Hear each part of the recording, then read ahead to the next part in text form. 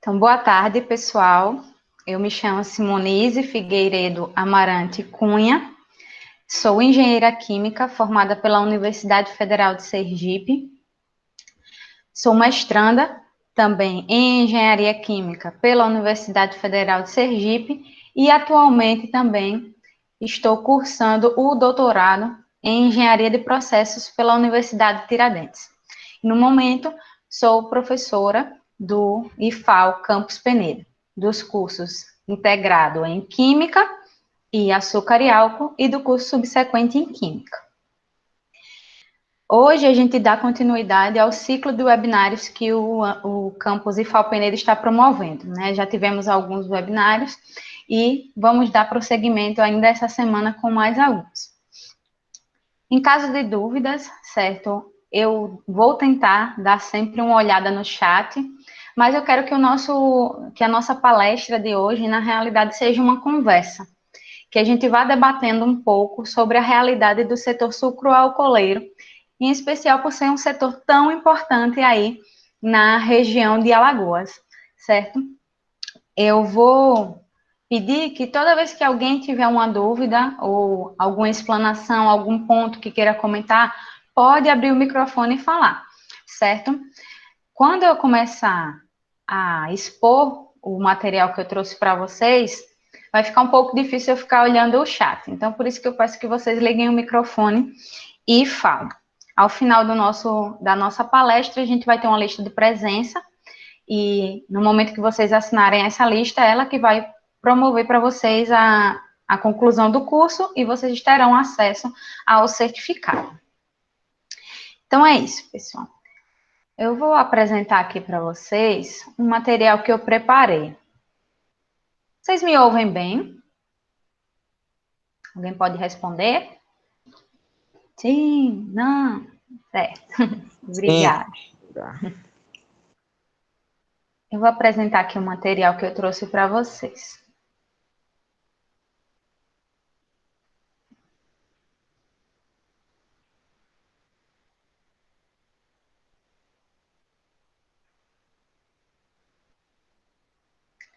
Vocês estão visualizando, não é?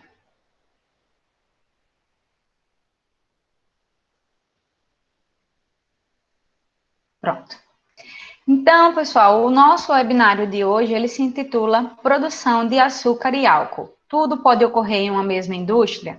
Como eu já me apresentei, eu sou Simonize Figueiredo Amarante Cunha, professora do Ensino Básico Técnico e Tecnológico do Instituto Federal de Alagoas, Campus Penedo. Só um momentinho, pessoal, que vai ficar pedindo para entrar. Pronto. Então, como eu falei no início, a gente vai falar hoje um pouco sobre a produção de açúcar e álcool, que é algo muito importante na região de Alagoas em especial. E como o título do nosso webinário fala, eu trouxe aí um questionamento para vocês. Será que essa produção de açúcar e álcool ela pode ocorrer as duas ao mesmo tempo em uma mesma indústria? Então, a gente vai ver ao longo do nosso webinário as etapas de produção, tanto do açúcar quanto do álcool, e ao final dele a gente vai poder responder esse questionamento, se tudo isso pode ocorrer ou não em uma mesma indústria. Mas antes de a gente começar a falar sobre a nossa produção, é importante a gente entender de onde é que a gente vai retirar o material para fazer o açúcar e o álcool. Aqui na nossa região, a principal matéria-prima para a produção de açúcar e álcool é a cana-de-açúcar. Entretanto, a gente pode também produzir açúcar e etanol, que é o álcool. A gente vai falar muito álcool, mas vamos deixar claro que esse álcool vai ser o etanol, certo? É um álcool com 2 carbonos, de fórmula molecular C2H5OH. Só um momento, deixa eu procurar. Então, mas a gente também consegue produzir açúcar a partir de outras matérias-primas, como, por exemplo, a beterraba, o açúcar na Europa, muito comum, é o açúcar de beterraba, mas a gente também pode produzir açúcar a partir de outras tantas frutas. E o etanol, a gente também pode produzir etanol a partir de uma série de outras matérias-primas, como, por exemplo, o milho. Nos Estados Unidos é muito comum a produção de etanol a partir do milho, como a soja, e a gente também vai ver que pode se produzir etanol a partir de resíduos, que é o que vai ser tratado no webinário de sexta-feira com a professora Marta. E onde é que vai acontecer essa produção de açúcar e de etanol? Então, a gente já começa a responder a nossa pergunta. Existe um local que vai ser a nossa chamada indústria de produção desses materiais, que a gente comumente chama de usina. A usina é onde ocorre a transformação. Vale salientar que o açúcar que a gente fala de produzido, na realidade ele não é produzido. O açúcar ele já está disponível na natureza. Ele já está lá na cana de açúcar. A gente precisa extrair esse açúcar da cana de açúcar. Então a usina, que é onde a transformação ocorre, nada mais é do que uma indústria de extração. É uma indústria onde a gente vai extrair esse açúcar e vai industrializá-lo.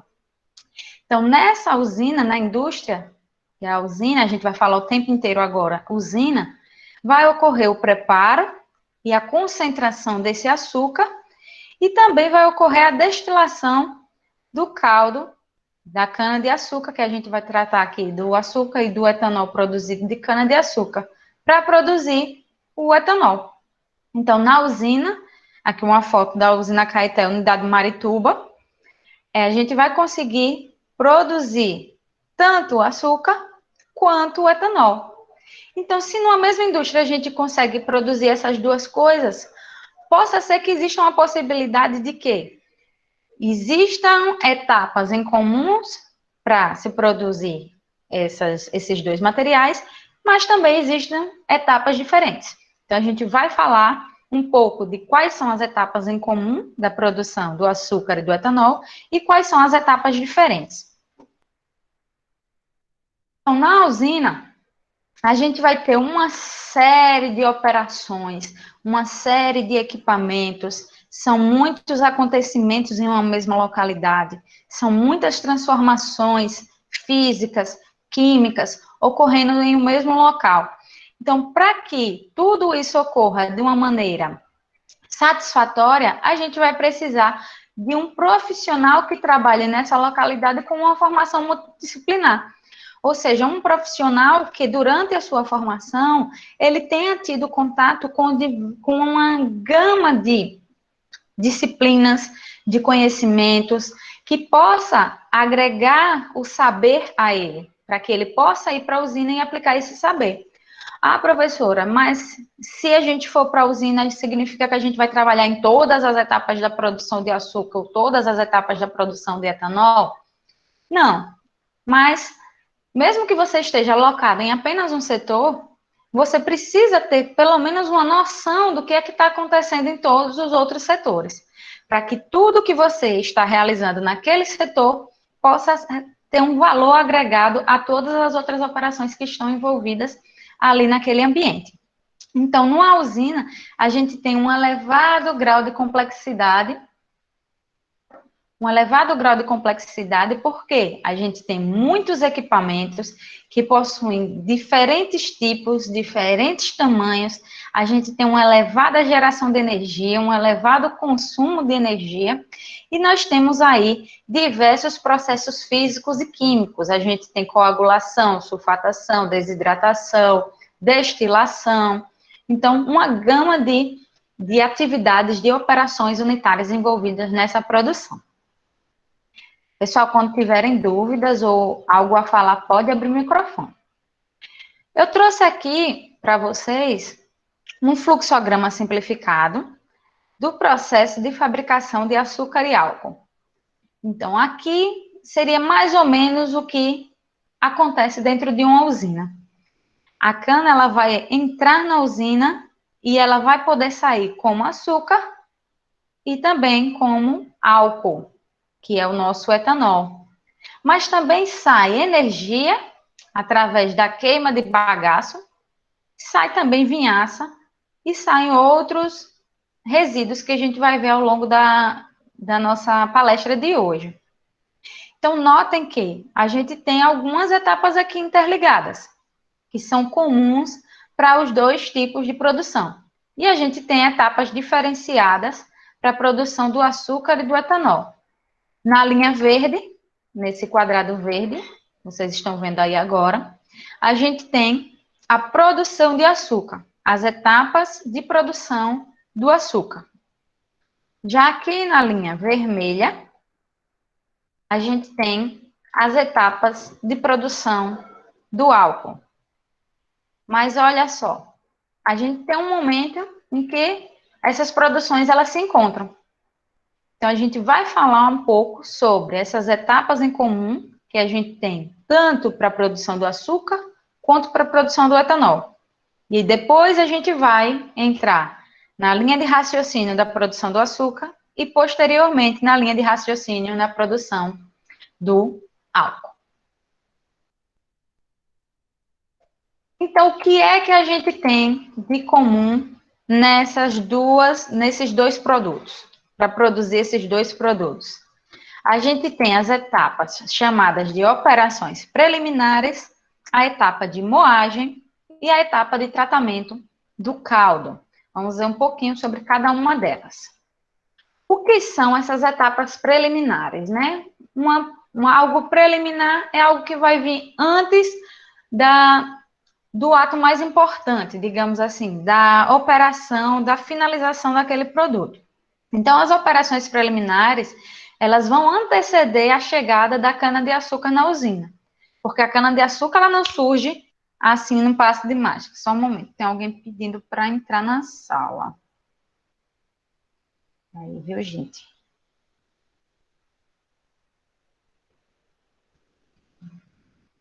Pediu e desapareceu. Enfim. Essas etapas, elas antecedem a chegada da cana-de-açúcar na usina, porque a cana-de-açúcar, ela não surge num passe de mágica na usina, né? Para quem é aí da região de Alagoas, por exemplo, vocês veem muito, né, essas etapas preliminares, a cana antes de chegar na usina. E quais são essas etapas, né? Essas etapas a gente tem a etapa de colheita, né, depois que a cana já foi plantada, já está no estado de maturação, a gente precisa colher essa cana. E a gente tem normalmente dois modos de colher essa cana. A colheita mecanizada, a colheita mecanizada e a colheita manual. A colheita manual é aquela que a gente vê aquele fogo no canavial, né? É colocado fogo no canavial, e aí a gente tem a eliminação de materiais peçonhentos, de animais peçonhentos e da palhaça da cana, para que os colhedores, né, os cortadores de cana, possam ir lá e coletar essa cana. Já na colheita, e aí a gente tem toda uma série de benefícios e malefícios, né? Mas os principais malefícios estão relacionados com o meio ambiente, né? A gente, quando coloca fogo na plantação de cana-de-açúcar, você não escolhe qual é o bicho que vai morrer, né? Morre aranha, escorpiões, mas também pode morrer tatu, raposa e outros animais sem ser peçonhentos. Então, há aí toda uma problemática ambiental envolvida nessa queima da cana-de-açúcar. E a colheita mecanizada é uma colheita que a gente tem uma máquina chamada de colheitadeira. Ela corta a cana rente ao solo e já joga nesse outro caminhão que vai transportar ela já picadinha. Então, essa colheitadeira, ela colhe a cana passa pelo seu interior, é picada e jogada já diretamente no caminhão de transporte. Então, nas carrocerias que formam os chamados tremiões. Então, aqui a gente já tem duas etapas acopladas numa mesma situação. Aqui na colheita manual, a gente precisa, além de cortar a cana, os cortadores, eles vão amontoando essa cana ao longo do campo, que depois vai ser recolhida por um trator que vai alimentar aí o caminhão que vai trazer essa cana para a usina. A outra etapa preliminar é o transporte da cana, né? Aqui na nossa região, o transporte mais utilizado é o transporte rodoviário, através de rodovias, e a gente é aqueles caminhões enormes que a gente vê saindo dos canaviais, né? Os chamados tremiões, bimiões, aqueles caminhões enormes carregados de cana-de-açúcar. Ao chegar na usina, a gente precisa saber quanto de cana está entrando.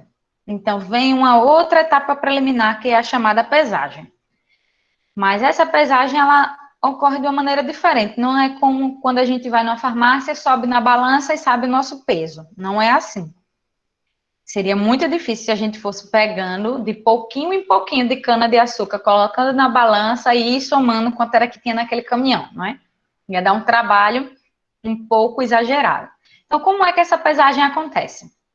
O caminhão, ao chegar na usina, ele sobe em uma balança e ele é pesado cheio, com a cana. Então, ele entra na usina, descarrega a cana no interior da usina, que é uma outra operação preliminar, o descarregamento. Esse descarregamento pode ocorrer com o auxílio de guindastes, fazendo com que o tremião, a carroceria dele, tombe em cima de uma esteira,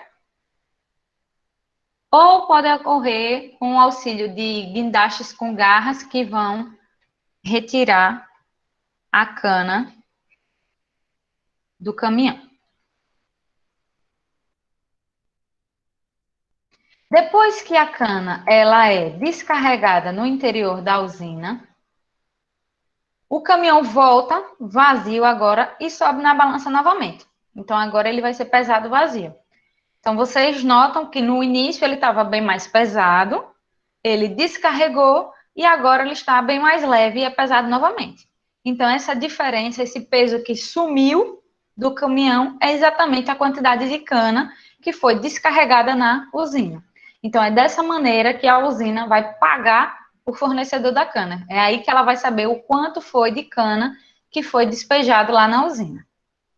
E por fim, da etapa preliminar, a gente tem a etapa de lavagem da cana-de-açúcar. E aqui vale uma observação muito importante. Essa lavagem, ela só acontece na cana que foi coletada manualmente. Por quê? A cana coletada manualmente, ela não foi picada. Os talos de cana, o caule da cana chega inteiro. E aí vem trazendo algumas sujeiras, né, do momento que o cortador jogou essa cana lá no chão. E aí vem bagaços, terra, alguns bichos. E a gente precisa lavar a cana na entrada da usina. Mas, professora, por que é que a gente não lava a cana que veio picada? Porque a cana picadinha, ela já tem uma parte, digamos que vai promover o contato do caldo dessa cana com a água. Quando a gente corta a cana e a gente tem um talo pequenininho, a gente já tem uma área exposta tanto desse lado quanto desse lado. E aí, se eu jogar água em cima desses talos menores, eu já vou estar arrastando uma parte do nosso caldo de cana. E aí a gente vai começar a perder um pouco da nossa matéria-prima. Então, essa etapa de lavagem, ela vai ocorrer para aquela cana que vai chegar inteira na usina.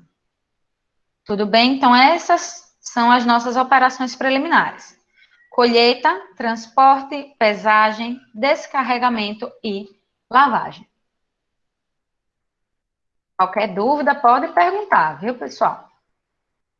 A outra etapa que é comum, tanto para produzir açúcar e etanol, é a etapa de moagem, que é um processo que a gente vai extrair o caldo da cana através de uma pressão entre dois rolos, né? É exatamente aquele pensamento da máquina de moer cana que a gente tem lá na barraquinha que vende caldo de cana em pastel. É exatamente daquela forma. A cana, ela vai entrar na moenda, ela vai ser prensada, esses rolos, eles vão fazer uma pressão sobre a cana, e aí ela vai ser esmagada. No momento que ela é esmagada, o caldo é expulso, né? Ocorre a expulsão do caldo de cana desse bagaço. Essa moenda, ela deve extrair o caldo e também vai produzir o bagaço. Esse bagaço, ele não vai ser desperdiçado. Ele vai ser utilizado como energia lá nas caldeiras para aquecer o caldo de cana nas etapas posteriores, que a gente vai ver mais à frente. Então, é assim que funciona uma moenda, certo? Vou falar o que está aqui, mais ou menos. A cana, ela vai entrar e vai sofrer uma primeira pressão entre o rolo que está aqui em cima, que é o rolo superior, e o primeiro rolo que está aqui embaixo. Normalmente, a gente tem uma moenda formada por 3 rolos. Ela sofre essa primeira pressão e o bagaço continua andando por dentro dessa moenda. E aí, à medida que ele vai andando, ó, segue aqui o mouse, ele vai sofrer uma segunda pressão entre o rolo superior novamente e o segundo rolo inferior. E aí a gente vai conseguir coletar esse caldo de cana e expulsar o bagaço de cana.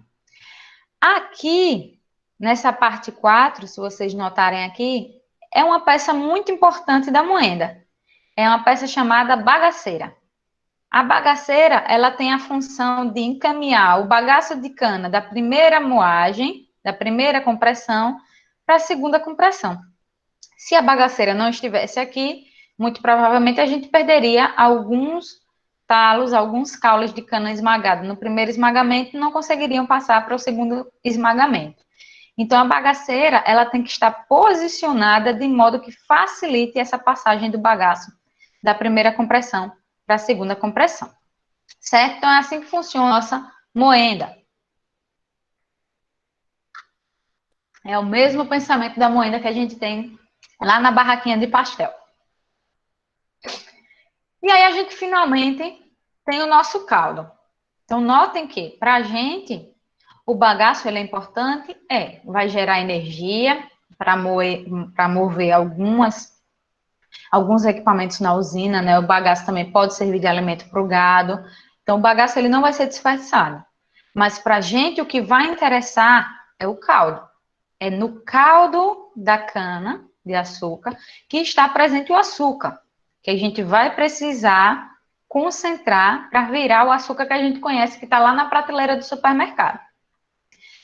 E também é aí, através do caldo, que a gente vai fazer as etapas para chegar lá no etanol. No etanol que a gente usa para higienizar as nossas mãos, agora no álcool etílico, né, que a gente higieniza a nossa mão nesse momento tão importante. E também no etanol que vai servir de combustível lá para o carro. Mas antes da gente chegar nesses porfins de conseguir fabricar o açúcar e o etanol, a gente precisa fazer alguns tratamentos desse caldo. Deixar esse caldo com uma qualidade boa para que a gente possa seguir nas próximas etapas. Então, a gente precisa clarear esse caldo. É o que a gente comumente fala na usina. Então, a gente vai passar agora pelas etapas de tratamento de caldo. Fazer com que esse caldo fique em condições adequadas para ser utilizado para fabricar açúcar e álcool.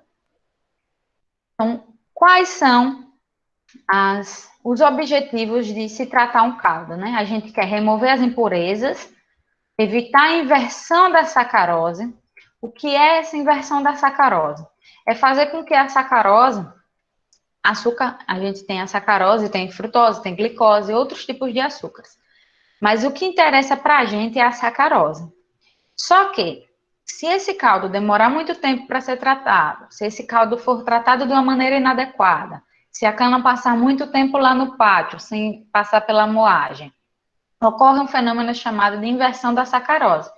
Essa sacarose, ela vira outros tipos de açúcar que para a gente não vai interessar, como, por exemplo, a frutose, a glicose, e para a gente não interessa esses tipos de açúcar.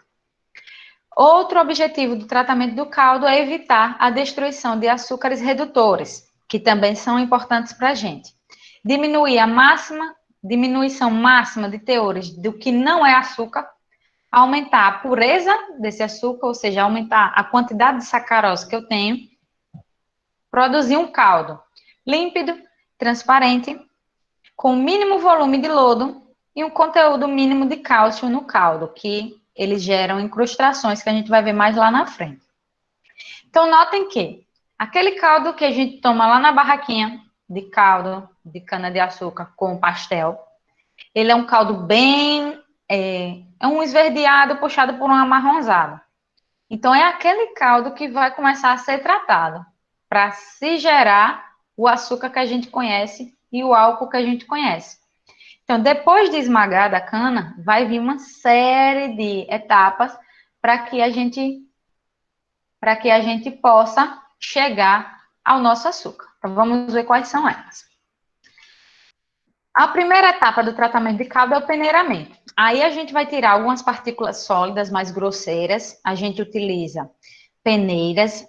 Usualmente, nas usinas, são utilizadas as peneiras rotativas, que são peneiras formadas por um tambor.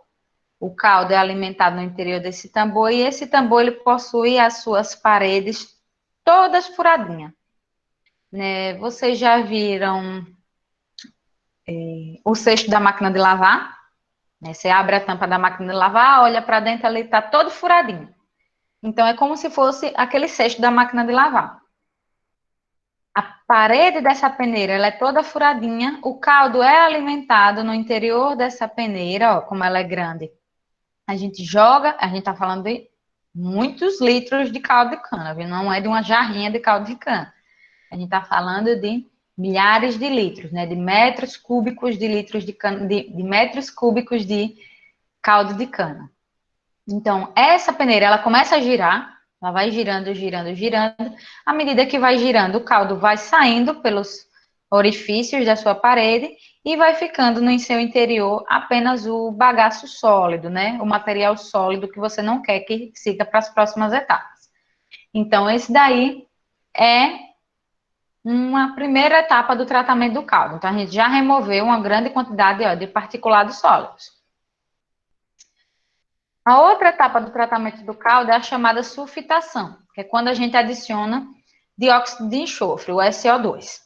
Ele vai facilitar a decantação, que é uma etapa que vai vir a seguir. O SO2 ele também é um bactericida, ele remove cor, vai deixar esse caldo mais claro, mais transparente, reduz a viscosidade, né? Viscosidade por exemplo, o mel, ele tem uma viscosidade maior do que a água. Ele é mais duro, mais difícil de escoar. Então, o SO2, ele vai diminuir a viscosidade do caldo, que vai facilitar a decantação, que a gente vai falar mais na frente. E também vai facilitar a cristalização da sacarose. E o SO2, ele também inibe o escurecimento do açúcar, que seria desfavorável, por exemplo, se a gente tivesse um açúcar que com um mês na prateleira, ele começasse a ficar escuro. Então, isso não teria vantagem para o comerciante. Então, o SO2, ele também inibe esse escurecimento do açúcar. Então, é uma outra etapa, que é essa etapa de sulfitação, ela vai ocorrer em colunas de sulfitação, onde a gente vai adicionar o caldo de cana, e o SO2 ele vai vir de baixo para cima. Então, aqui no interior dessa coluna, o caldo vem de cima para baixo, o SO2 vem de baixo para cima, e eles vão se encontrar no interior dessa coluna. À medida que eles vão se encontrando no interior dessa coluna, todas essas reações aqui, todas essas situações vão acontecer. Outra etapa de tratamento do caldo. Notem que a gente ainda não começou nem a produzir açúcar, nem a produzir etanol. A gente está tratando o caldo para depois acontecer essas duas produções. Outra etapa de tratamento do caldo é a caleagem. E o que é essa caleagem? A caleagem nada mais é do que a adição de hidróxido de cálcio, que é que a gente chama popularmente de leite de cal. O hidróxido de cálcio, ele vai elevar o pH do caldo, que estava entre 5 e 5,5, né, um pH aí na região ácida, abaixo de 7. Então, quando a gente adiciona hidróxido de cálcio, olha aqui, ó, hidroxila, característica de bases fortes. Quando a gente adiciona o hidróxido de cálcio, a gente eleva o pH desse caldo para a região próxima a 7, para que não ocorra de novo a inversão da sacarose, que eu falei anteriormente, para que ela não vire glicose nem frutose, e que a gente consiga precipitar as impurezas do caldo. Professora, mas a gente não já tirou as impurezas lá no peneiramento? Uma parte delas. Mas outra parte delas, elas são tão pequenininhas que a gente ainda não conseguiu remover elas. Então, a adição de hidróxido de cálcio, leite de cal, vai ajudar a fazer com que essas impurezas elas vão se juntando para que seja mais fácil da gente removê-las. Outra etapa do tratamento do caldo é o aquecimento. A gente precisa aquecer o caldo para as etapas que vêm a seguir. Para aquecer o caldo, a gente vai utilizar um equipamento chamado trocador de calor. O trocador de calor, ele pode ser de diversos tipos. Pode ser um trocador de calor tipo casco-tubo, um trocador de calor contra corrente, cocorrente. Isso tudo é bem mais complexo. Então, normalmente na usina, a gente utiliza um trocador de calor casco-tubo, que são trocadores de calor enormes, né? Vocês estão vendo aqui. É um cilindro bem grande e dentro desse cilindro a gente tem vários tubinhos. Os tubinhos, o caldo vai passar por dentro desses tubinhos e o vapor quente vai passar por fora desses tubinhos e vai aquecer o nosso caldo. Notem que o vapor e o caldo, eles não vão se encontrar em momento nenhum.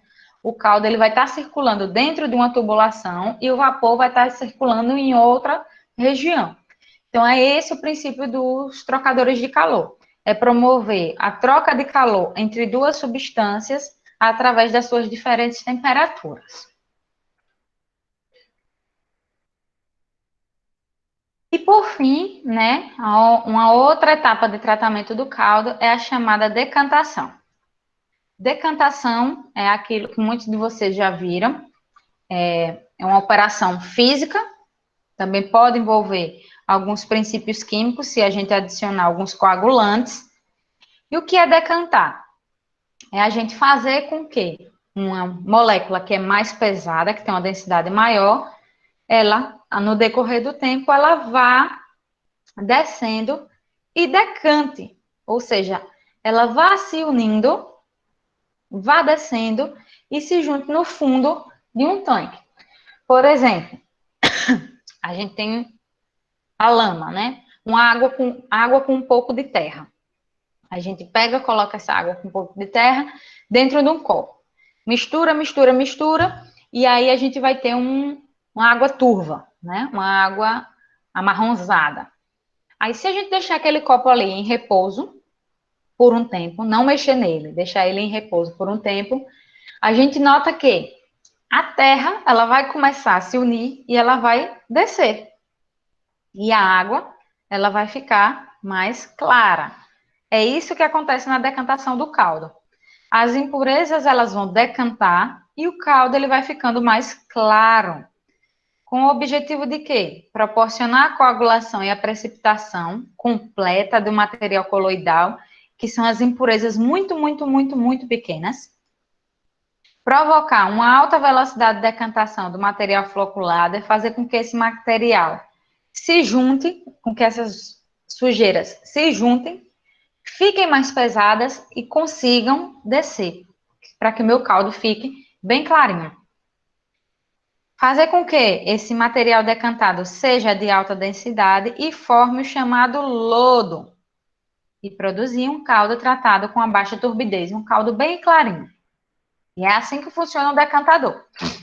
A gente alimenta o caldo no interior dele, e aí o material particulado vai sedimentar e vai se juntar aqui, ó, no fundo do decantador. Acompanhem o mouse. Aqui no fundo do decantador. À medida que ele vai juntando aqui, isso aqui é um tanque, certo? Circular. A gente vai juntando o lodo aqui no fundo e depois recolhe esse lodo aqui no fundo do nosso decantador. O lodo, ele também vai servir para outras coisas. O lodo pode servir como fertilizante, né, nas lavouras de cana-de-açúcar também. Então, a gente não joga fora esse lodo. E aqui em cima a gente vai recolher o nosso caldo clarificado. É o caldo bem clarinho. E aí, a partir de agora, a gente vai conseguir produzir açúcar e etanol. Aqui um decantador, eles são bem grandes. o caldo aqui dentro fica em repouso, e aí as partículas sólidas vão descendo, e a gente remove o lodo aqui no fundo. E aqui em cima a gente fica com o caldo clarificado. Tudo bem, pessoal, até agora? Deixa eu fechar aqui que tem alguém pedindo para entrar.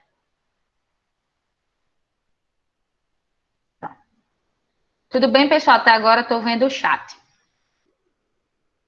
Sim, sim, sim, sim, sim, sim.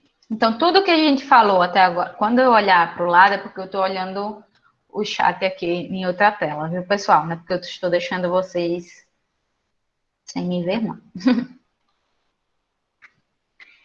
Então, vamos continuar, certo?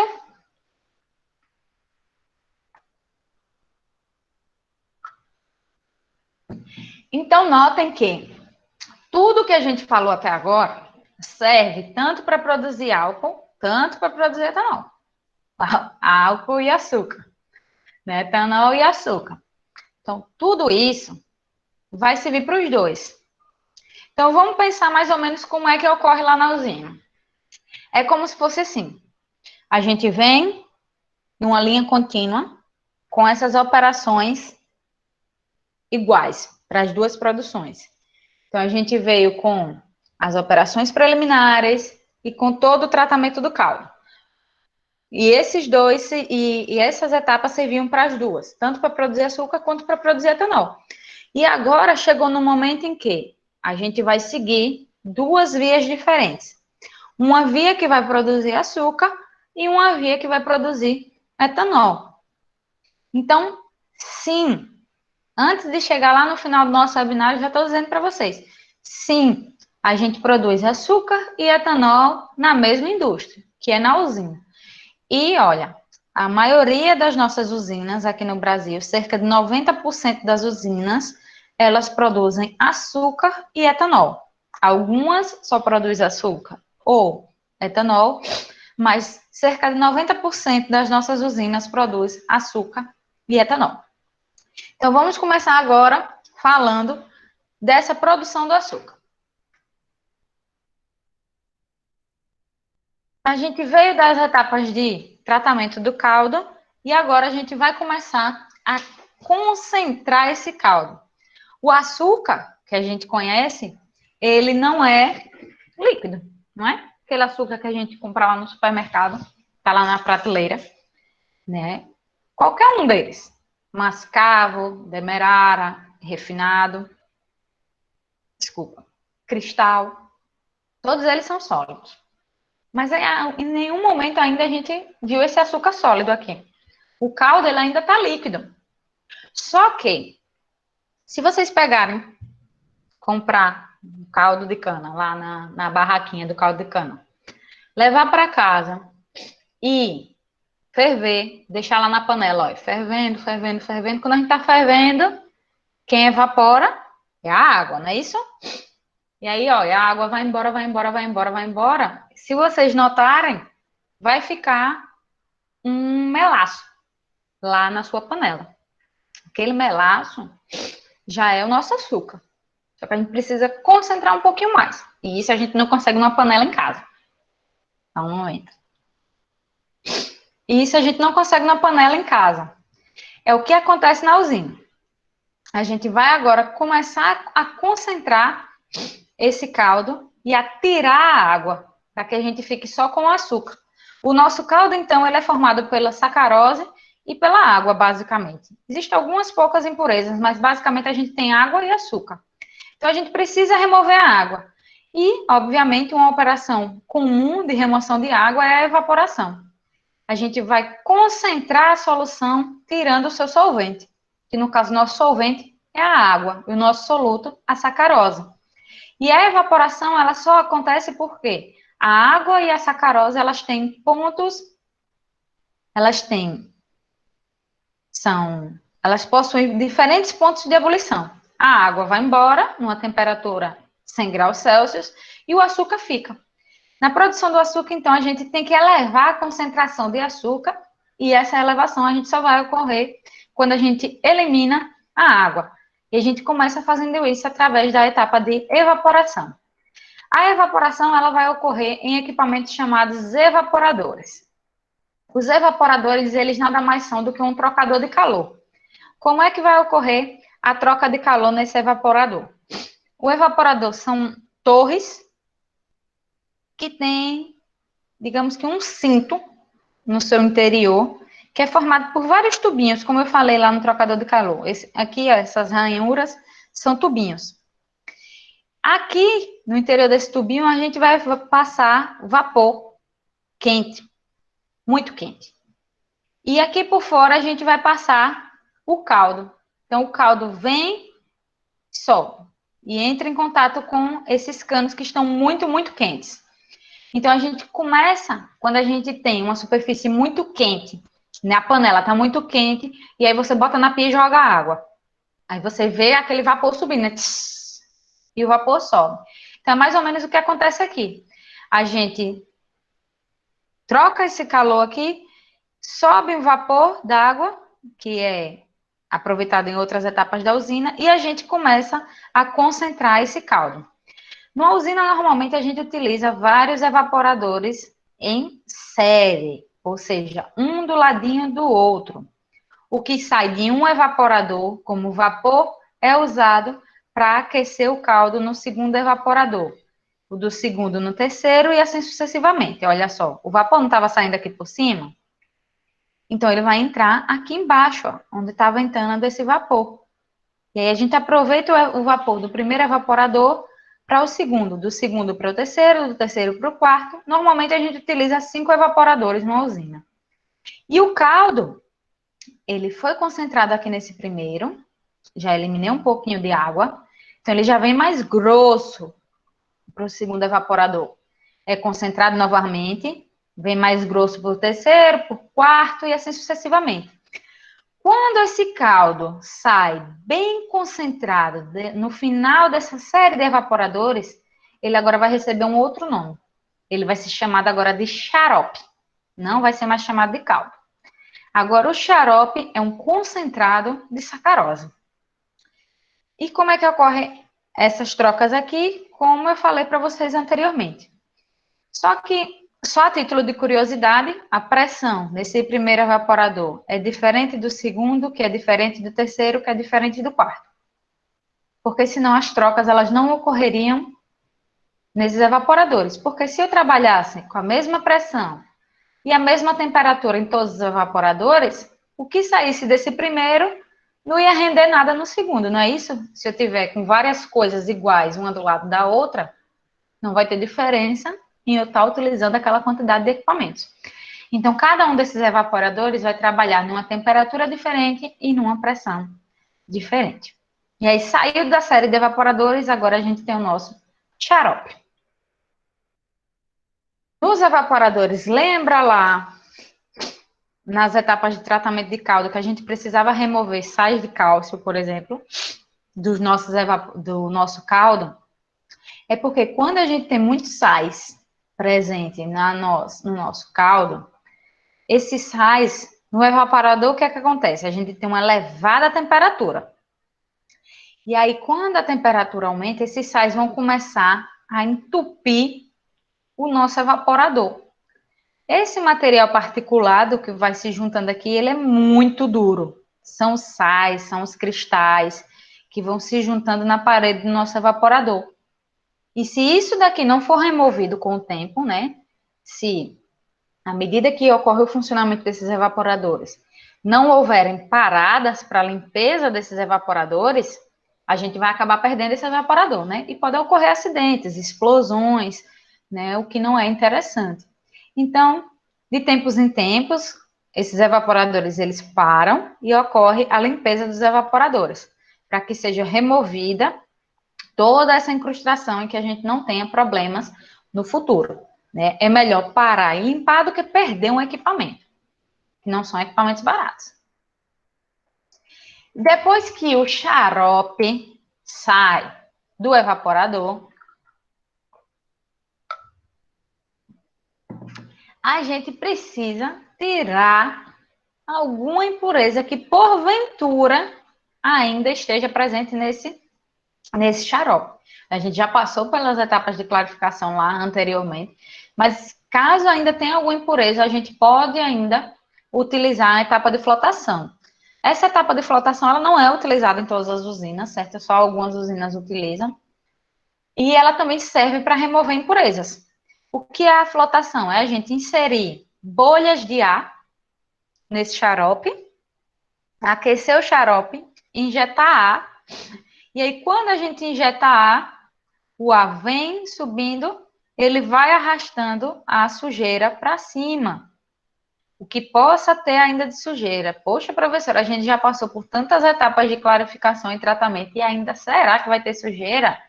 Algumas vezes ainda tem. Olha aqui esse material espumoso aqui em cima. Isso aqui ainda é impurezas, né? São impurezas muito pequenininhas, que a gente não consegue remover peneirando, não consegue remover decantando.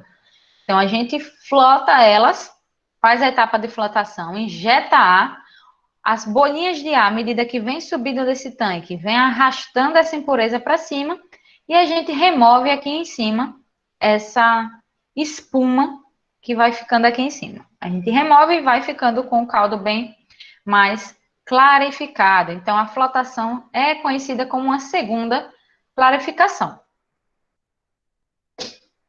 Depois que a gente finalmente tirou essas impurezas todas, que já não serviam mais para a gente vai entrar na etapa de cristalização, que é começar a formar os cristais de açúcar.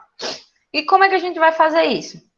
A gente vai elevar a concentração desse açúcar. E como a gente vai elevar essa concentração? A gente vai diminuir a temperatura desse xarope. Notem que em todas as outras etapas anteriores a gente veio falando de aquecimento, né? Teve o aquecimento do caldo, veio a evaporação, o xarope já vem quente, na flotação ele também vem quente. E aí o que a gente vai fazer agora? A gente vai esfriar esse xarope e vai deixar ele em agitação lenta. Quando a gente baixa a temperatura, o café frio, vamos pensar lá no café frio. Uma xícara de café. A gente agora vai atingir a supersaturação desse xarope. O que é uma supersaturação? Né, quem é meu aluno já me ouviu falar disso daí em Química Analítica e TQE. A supersaturação é a gente colocar muito soluto em uma solução, ou retirar o solvente, ou mexer na temperatura. O grau de saturação, o coeficiente de saturação, ele é alterado pela temperatura. Então, o que a gente vai fazer com esse xarope? A gente vai diminuir a temperatura. Que eu vou diminuir a temperatura, à medida que eu vou diminuindo a temperatura, meus cristais vão começar a aparecer. Só que se eu não agitar de maneira lenta esse tanque de cristalização, os meus cristais vão virar uma grande pedra de açúcar. E isso não me interessa. Então, a gente vai começar a formar esses cristais e vai promover uma agitação lenta, para que os cristais comecem a aparecer.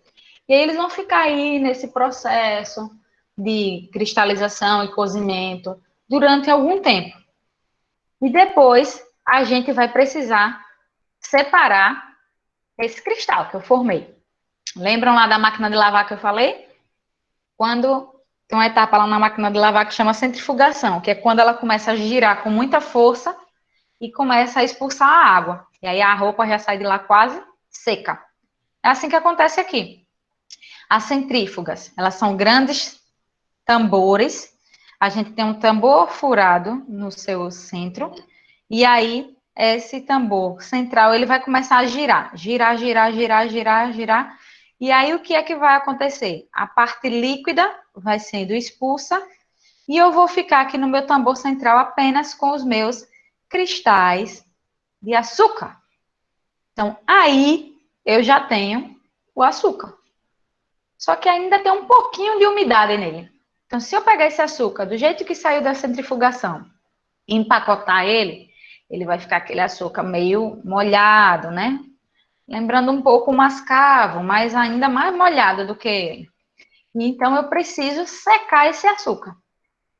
O açúcar que sai da centrífuga, ele ainda está úmido. Então, eu preciso secar esse açúcar. E a gente vai utilizar grandes secadores, que também têm um movimento de rotação, como aquela nossa peneira rotativa. O açúcar ele vai ficar em constante movimento aqui no interior desse secador. E aqui no centro do secador, a gente vai passando ar quente. Tem que ter um controle da temperatura desse ar, porque senão ele vai queimar os cristais de açúcar, que não interessa a gente. Também tem que controlar a velocidade desse ar quente que vai passando aqui no interior, porque senão a gente vai perder os cristais de açúcar com a velocidade desse ar. E aí sim, os secadores, ó, como são enormes, o açúcar vai ficar girando aqui no seu interior, o ar quente vai passando no interior desse secador e a gente vai secando nosso açúcar.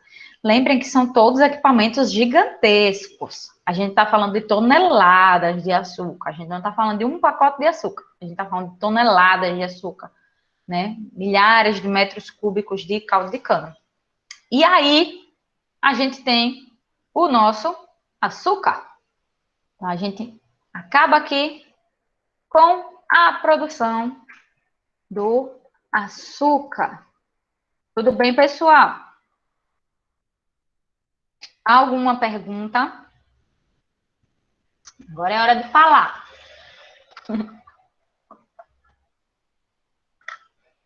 Nenhuma pergunta?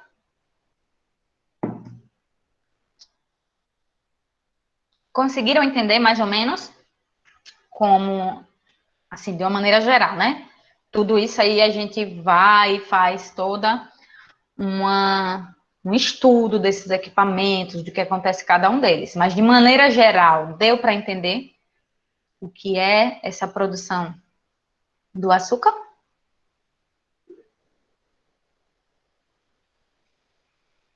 Certo.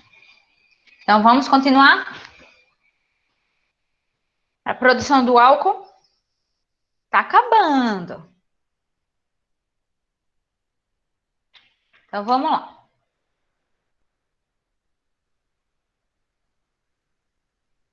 Se eu estiver falando muito rápido, professora, um pouquinho mais devagar.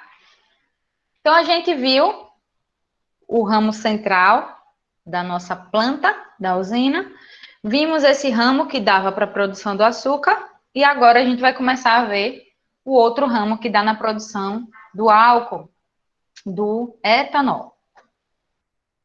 Então, lá na produção do açúcar, a gente começou com a etapa de evaporação. Então, digamos que é a etapa fundamental de quando a gente se separa do álcool, é a evaporação para produzir açúcar. E a etapa fundamental da produção de álcool é uma etapa chamada de fermentação alcoólica. A fermentação alcoólica é a operação, é a reação, é a etapa mãe da fabricação de álcool. E esse é um processo biológico. Por que biológico, né? Não é um processo químico, é um processo que a gente tem micro-organismos atuando aí. A gente tem micro-organismos que são as chamadas leveduras. As leveduras, elas vão pegar o açúcar que veio lá das etapas de tratamento do caldo e vai converter ele em etanol, dióxido de carbono e liberar energia. Essa reação de transformação da glicose em etanol, dióxido de carbono e energia é a chamada fermentação alcoólica. Então, é ela que produz o etanol. Nessa etapa, a gente já tem o etanol. Só que é uma etapa muito complexa, é uma etapa muito importante na usina. Ela vai utilizar as leveduras, aqui a gente tem os nossos fermentadores, a gente vai falar sobre eles, e a gente vai utilizar as leveduras. Em especial, uma levedura chamada Saccharomyces cerevisiae. E em algumas poucas usinas utiliza também a Saccharomyces spongum. As leveduras são fungos unicelulares que elas são escolhidas, né? Lá no laboratório da usina, a gente pode comprar essas leveduras, certo? Mas vocês vão ver daqui para frente que elas também são produzidas ao longo do processo de fermentação. Lá no laboratório da usina, a gente escolhe as leveduras top de linha. São as leveduras que vão fazer uma fermentação altamente produtiva, com um alto rendimento em etanol, que sejam tolerantes a etanol, que sejam tolerantes ao pH, à temperatura e à contaminação. Então, tem que ser um fungo bem forte. Tem que ser uma levedura forte, que aguente essas mudanças de ambiente, que produza muito etanol e que aguente mudanças no ambiente, mudanças de pH, de temperatura, de concentração de etanol. Então, essas leveduras, elas são selecionadas as melhores para que tudo isso ocorra.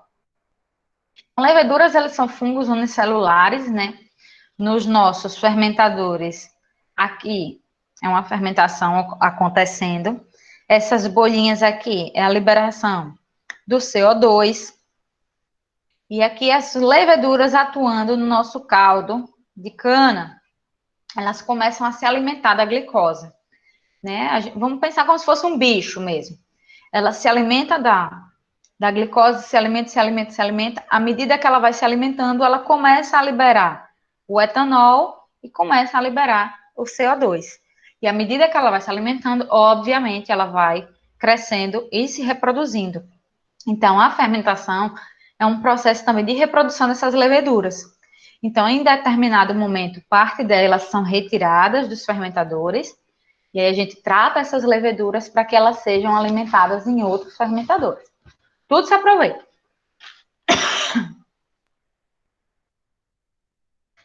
A fermentação, ela vai ocorrer nas dornas de fermentação, nos fermentadores, que tem uma refrigeração externa ou interna, para manter a temperatura em torno de 32 graus, que é a temperatura que a levedura gosta. Usinas de grande porte, elas têm em média de 10 a 12 dornas de fermentação, para produzir um fluxo contínuo de produção, para que não pare. A usina, ela não para. No momento de, quando ela está moendo, né, quando a gente chama que a usina está moendo, ela não para. Quando ela para é porque está na entre-safra. Então, ela dá uma parada e é quando ocorre todas as limpezas. Mas, normalmente, todos os processos são em fluxo contínuo na usina. E aí, quando acontece a fermentação, depois da fermentação, a gente já não tem mais aquele caldo de cana. A gente já tem agora uma substância rica em álcool, uma mistura rica em álcool, que vai receber o nome de vinho. Então, após a fermentação, estão lembrados lá na evaporação, né? Após a evaporação, a gente tinha agora o xarope, não era mais caldo de cana. E na fermentação, após a fermentação, a gente não tem mais o caldo ou o mosto, a gente tem o vinho. E a gente precisa agora, aqui as nossas dornas de fermentação, ó, aqui, ó, são enormes. Aqui a gente tem muita levedura fazendo essa reação de transformação do caldo, do açúcar presente no caldo, em álcool e CO2. Aqui mais dornas de fermentação, um tamanho um pouco menor, mais reduzida.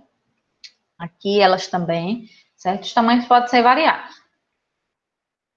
E a gente agora precisa tirar essas leveduras daí, né? As leveduras, elas não vêm junto na garrafa que a gente compra lá de álcool. A gente precisa tirar as leveduras desse vinho que a gente tem, né? Vai ser uma centrifugação diferente daquela que foi lá na fabricação do açúcar.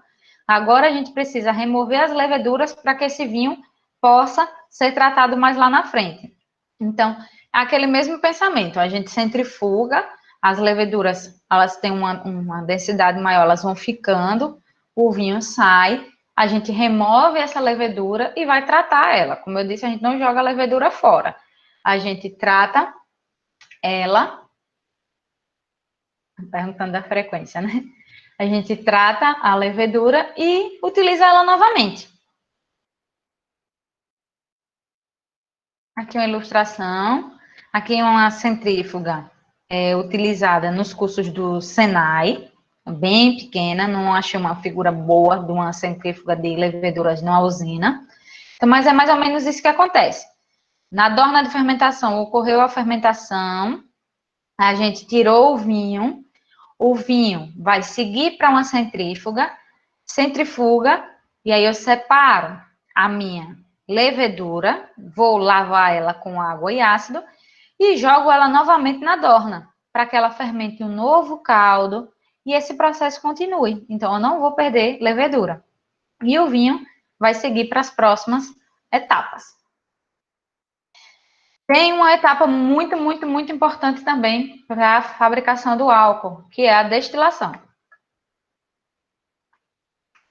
A destilação é também um processo de separação de misturas.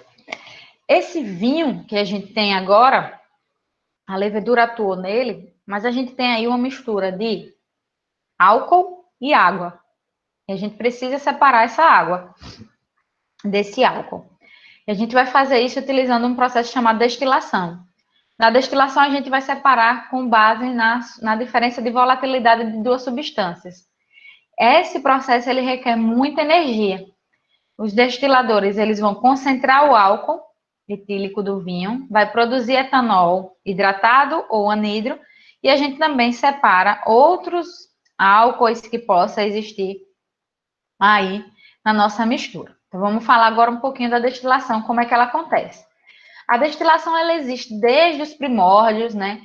Quando começou a se produzir vinho na humanidade, então a gente já tinha colunas de destilação bastante simples, que é o que acontece, por exemplo, na fabricação de bebidas alcoólicas caseiras, né? A gente tem uma coluna de destilação bem simples, onde a gente tem uma coluna que por fora está passando água, uma substância com uma temperatura diferente, e aqui a gente tem uma caldeira que vai passando o ar. Aqui a gente recolhe o álcool e a gente separa alguns materiais. Óbvio que a gente não usa isso atualmente. Hoje em dia a gente usa as colunas de destilação. As colunas de destilação são equipamentos que são cilíndricos, né? Muito altos, muito grandes. E no interior dessas colunas a gente vai ter ou algum recheio, que a gente chama de recheio, ou nós vamos ter bandejas. As colunas que possuem recheio, esse recheio é para quê? Para que a substância, no momento que encontra esse recheio, troque calor e vá ocorrendo a separação de acordo com as temperaturas de ebulição, com as diferentes volatilidades dos materiais que vão passando aqui no interior. Já as colunas que possuem prato e bandeja também têm esse mesmo pensamento, só que ao invés do recheio, a gente vai ter pratos e bandejas onde o material a ser destilado vai passar por essas bandejas e vai trocar calor e vai sendo retido. O mais volátil vai sair no topo da coluna de destilação, o menos volátil vai sair no fundo da coluna de destilação. Ah, professora, ficou muito complicado. Vamos ver como é que elas funcionam. As colunas de destilação. Normalmente a gente tem alguns acessórios acoplados à coluna de destilação, que são os condensadores e os revaporizadores. Os condensadores nada mais são do que trocadores de calor. Aqui eu vou precisar condensar o vapor que está chegando. Eu não disse que aqui em cima está saindo vapor, que é mais volátil? Então eu preciso condensar esse vapor, porque possa ser que aqui em cima tenha saído uma pequena fração de álcool. Eu não quero perder álcool para ninguém. Então eu condenso, parte volta para a coluna e parte segue lá para frente. Aqui embaixo eu tenho o revaporizador. A parte líquida que saiu aqui embaixo, que era menos volátil, passa por esse passa pelo revaporizador. A gente vaporiza. Ele também é um trocador de calor. E a gente joga de volta para a coluna. Então, esse processo ele é contínuo. Existem avaliações contínuas também, né? Os técnicos em química, os engenheiros, o pessoal que trabalha vai realizar testes contínuos para ver o teor do que está saindo, do que está entrando, para que nada seja perdido durante esses processos nas colunas de destilação. A coluna de destilação, ela nada mais é do que uma coluna composta, que a gente chama de coluna A1 e D. A gente vai ver o que é essa coluna de destilação. seguida por uma coluna de retificação e, por fim, de uma coluna de desidratação. Vamos falar sobre cada uma delas. Notem que a gente ainda está falando do processo de destilação. Então, a coluna de destilação, ela é uma coluna composta por 3 partes, uma coluna composta a coluna A, a coluna 1, a coluna D, onde a coluna A, ela é conhecida como a coluna de esgotamento do vinho. A gente alimenta o vinho na coluna A, ela possui de 15 a 20 bandejas e ela produz como um subproduto a vinhaça, que a gente vai falar lá no final sobre ela. O vapor dessa coluna A, ela vai alimentar a coluna 1. A coluna 1, ela já é formada, ela já é um pouco menor, formada por 8 bandejas. Aqui a gente vai aumentar o teor alcoólico do que veio da coluna A. No caso, é uma grande coluna, certo? Que a gente divide em 3 regiões. A região A, A1 e D. Aqui a gente começa a elevar o teor alcoólico. A gente começa a remover um pouco mais de água. E a gente evapora aqui também produtos mais voláteis. Nessa coluna, o vinho vai ser admitido no equipamento. E, por fim, a coluna D. Essa coluna D, ela tem por objetivo concentrar esse álcool. Então, em tudo, essas 3 colunas nada mais é do que o grande objetivo delas é concentrar o álcool e remover a água. Porque lá no final a gente quer um teor de água um pouco baixo. A gente quer produzir ou um álcool anidro ou um álcool hidratado. E como é que acontece esse processo? Eu botei aqui bem detalhado, né? Depois, quem quiser, eu vou deixar meu e-mail para vocês. Quem quiser, eu posso passar esse material. Foi o que preparei. A gente alimenta o vinho aqui, na coluna 1, e ele começa a descer. Sofre destilação. E aí, depois esse vinho vai ser enviado para uma coluna B, que a gente vai falar mais à frente. Os voláteis, eles vão subindo e vão chegar na coluna D, para ser removidos lá no topo. O que for realmente resíduo vai ser descartado, o que não for vai voltar para a coluna para que o processo se repita e a gente não perca nada. E aí a gente consegue concentrar o nosso álcool na coluna de destilação até 92 graus GL. A gente tem um álcool altamente concentrado. E a gente segue para uma coluna de retificação. Lembram lá que eu falei que tinha 3 colunas? Então a gente volta, a gente segue agora para uma coluna de retificação, que é a coluna B, que foi o que saiu aqui dessa coluna. E segue aqui, ó, nessa linha aqui de flegma, vai seguir para a coluna B. O que acontece na coluna B? A gente começa a concentrar novamente. Concentra aproximadamente 96 graus GL. Então, a gente já consegue remover um pouco mais e purificar esse álcool. Elimina alguns álcoois que não nos interessam, alguns aldeídos, ésteres e outros compostos que não nos interessam. O que é alimentado nessa coluna vai ser concentrado e purificado. Então, aqui a gente vai remover o nosso chamado álcool. Depois da coluna A, que a gente viu, da coluna B, finalmente a gente tem o álcool hidratado. Esse álcool hidratado já pode ser comercializado, ou a gente pode remover um pouco mais esse álcool. Mas a partir desse momento, a gente já pode ter o nosso álcool comercializável. Só que se a gente quiser remover um pouco mais de água, a gente tem que seguir para as colunas de desidratação. Como o próprio nome diz, desidratar é você tirar mais água. Atualmente, a gente tem diversas maneiras de realizar essa desidratação. A gente pode realizar a desidratação utilizando o ciclohexano. Também a gente pode utilizar um composto chamado monoetileno glicol, que é o MEG, ou ainda, né, aplicações bem mais futuristas, a gente pode utilizar a desidratação através de membranas. A desidratação, utilizando o ciclohexano. O ciclohexano é um composto orgânico, é um composto não tão legal, ele é um pouquinho prejudicial à saúde. E ele, o que é que o ciclohexano faz? O ciclohexano, quando a gente alimenta o ciclohexano na coluna de desidratação, junto com o nosso álcool, que saiu da coluna de retificação, e aquece essa mistura, o ciclohexano, ele gosta da água. Então, o ciclohexano, ele vai pegar a água e vai deixar o álcool sozinho. Então, o ciclohexano vai sair junto com a água e vai deixar o álcool sem água, né?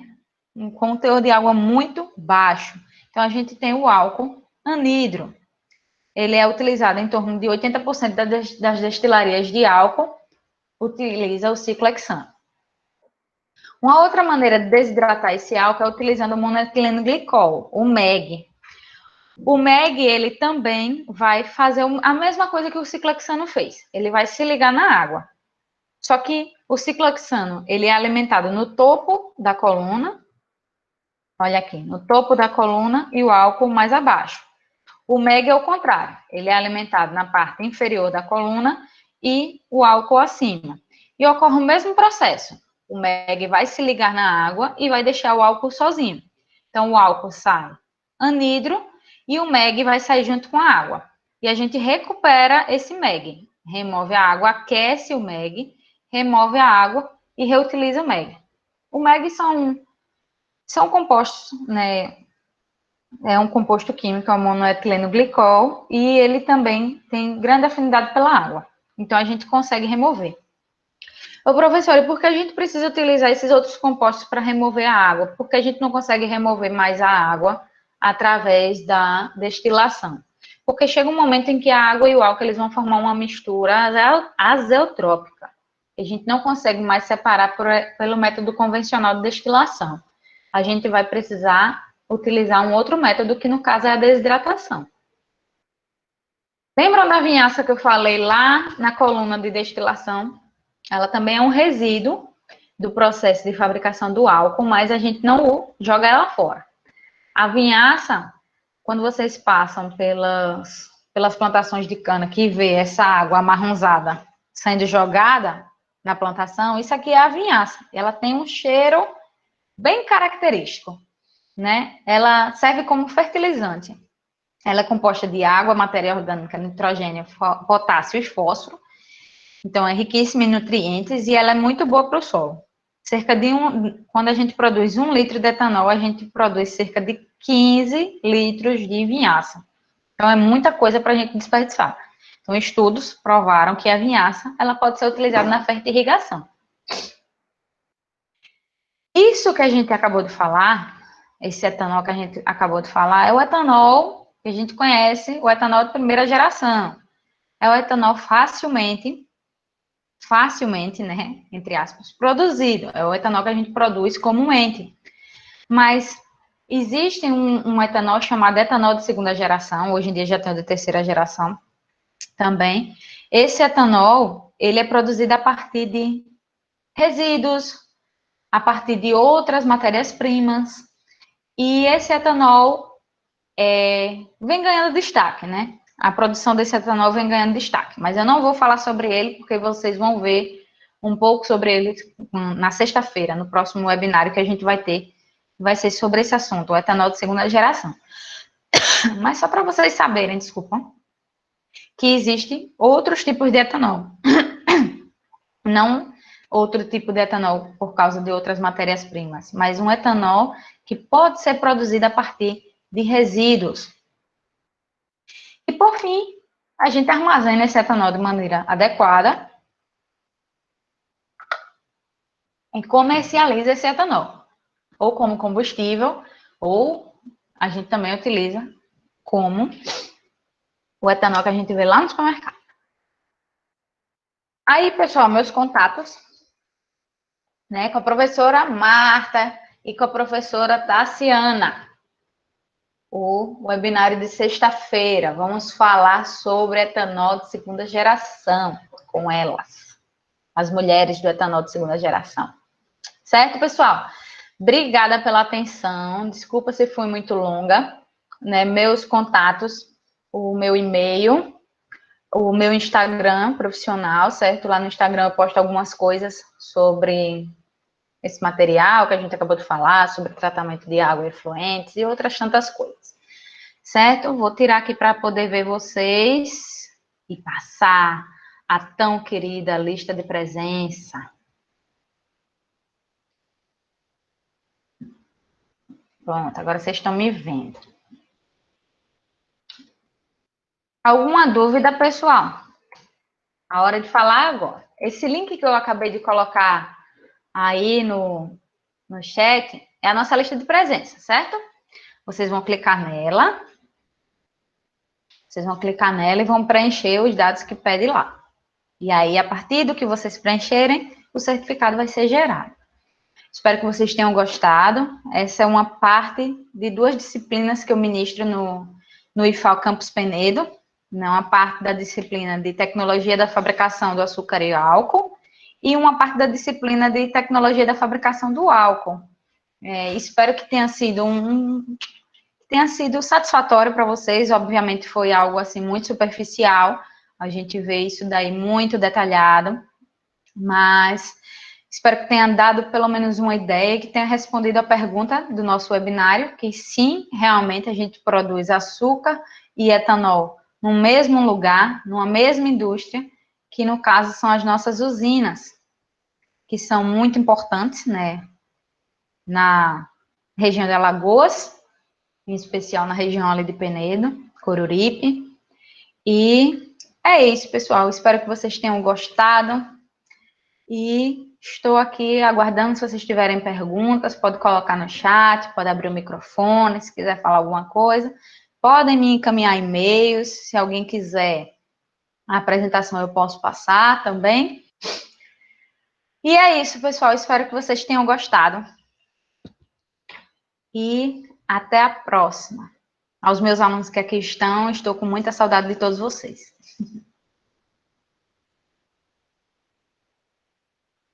Vou parar aqui a gravação.